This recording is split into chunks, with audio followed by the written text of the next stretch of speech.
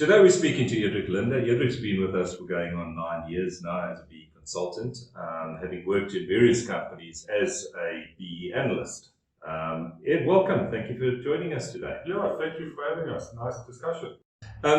Edric, what is a BE audit?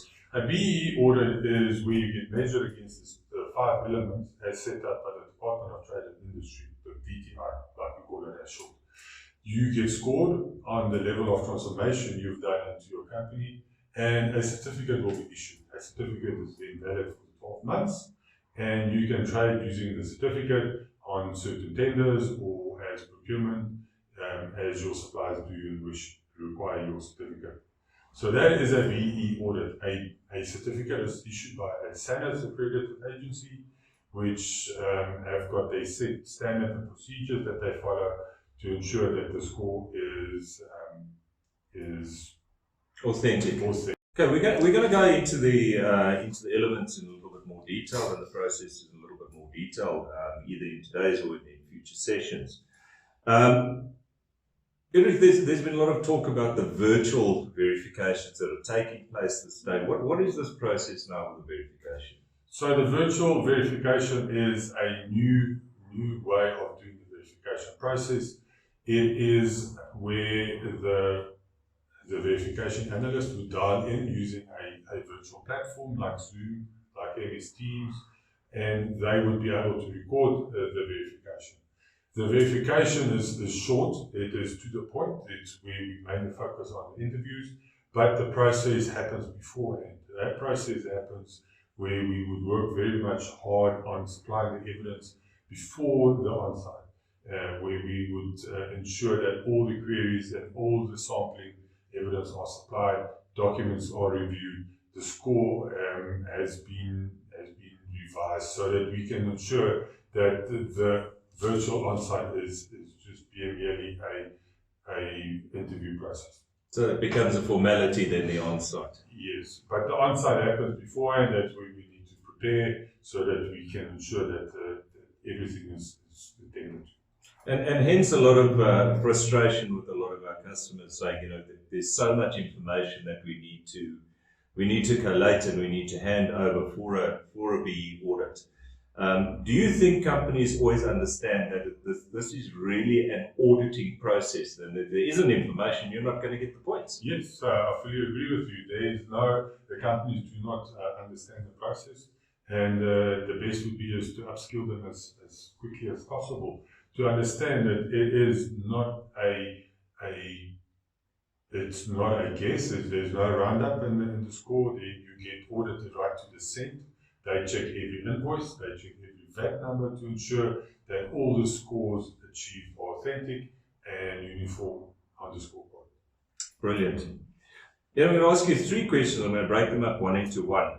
Companies often get confused by this in certain meetings that I've sat in and I've sat in with you. Define the measurement period. So measurement period is the 12th month you've selected so that you can be verified on. You get monetary elements like your skills development, your enterprise supply development, which includes procurement, and your socioeconomic development. Those are monetary elements and that needs to be tied back to your measured period. Okay. What is a financial period? Your financial period is a period that you are based your audited financials on, and that is also that you are registered with CIPC. And lastly, what is the certificate period? So the certificate period is the date on the certificate, when the certificate gets issued. If it gets issued today, your certificate will be valid for the 12 months starting today. Perfect, thank you. We have files and files of government gazettes here for the different sector codes. It's confusing, it's difficult, it's ambiguous, they're badly written. What happens if, how do I choose my sector code? So your sector code are determined by where do you earn most of your turnover. So more than 50% of your turnover is derived in a certain sector code. Call it transport, call it construction, you will be measured against that scorecard. If you are dealing in a couple of sector codes, the best would be is just to have an accountant's letter to state that you are earning more than most of your turnover, and that certain sector code, and that sector code will be applicable, and you will be measured against those certain criteria.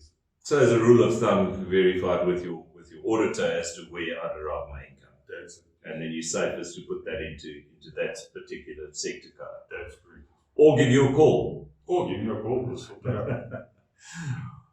So, Edric, we've gone through a verification now. We've done the on-site audit.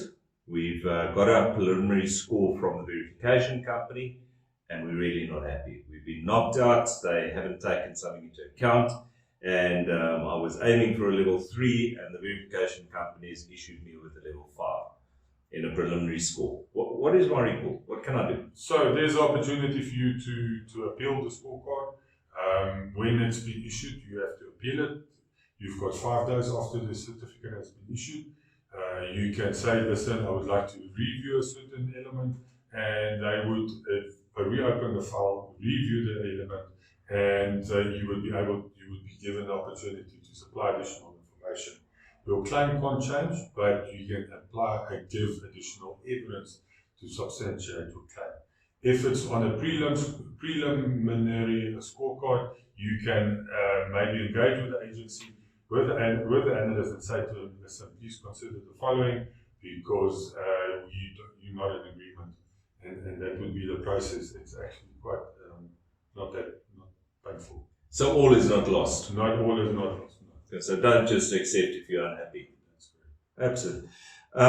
Ed, what advice would you give companies going for a BE audit? As a rule of thumb, what would your first statement be to them? Proactive. A BE is not an end of the year financial thing that you gotta look at. It's to be proactive. You've got to look at it on a monthly basis.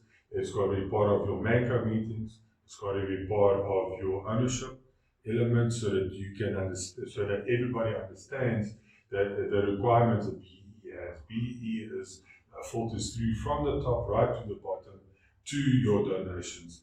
And if you do this proactively, your verification process would go with no problems, no issues at all.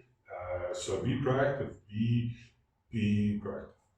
Would you say that the more you're involved as a consultant with a company, the more opportunities you can potentially find for a company, and the less it'll end up costing the company, because they're probably doing a lot of things already? Absolutely, I 100% agree with you. Where they are already doing certain initiatives, they don't, and where we would be involved, we would be able to identify those certain initiatives, package it correctly so that we can be able to claim the points. And that has happened on most of the clients, where we stumble upon a donation, an initiative with a black company, and points already there, where it's a saving for the client already. So yeah. Do you enjoy your job? I enjoy my job. I enjoy meeting clients. I enjoy working with clients, and I enjoy interacting and being part of the verification process. It's a unique business that we are in, and to be knowledgeable in something is great, and it's an honor to have. 8 to 5 job? It's an 8 to 8 job. Great. Thanks so much for your time today, Edric. I really appreciate it. Please join us for our next video.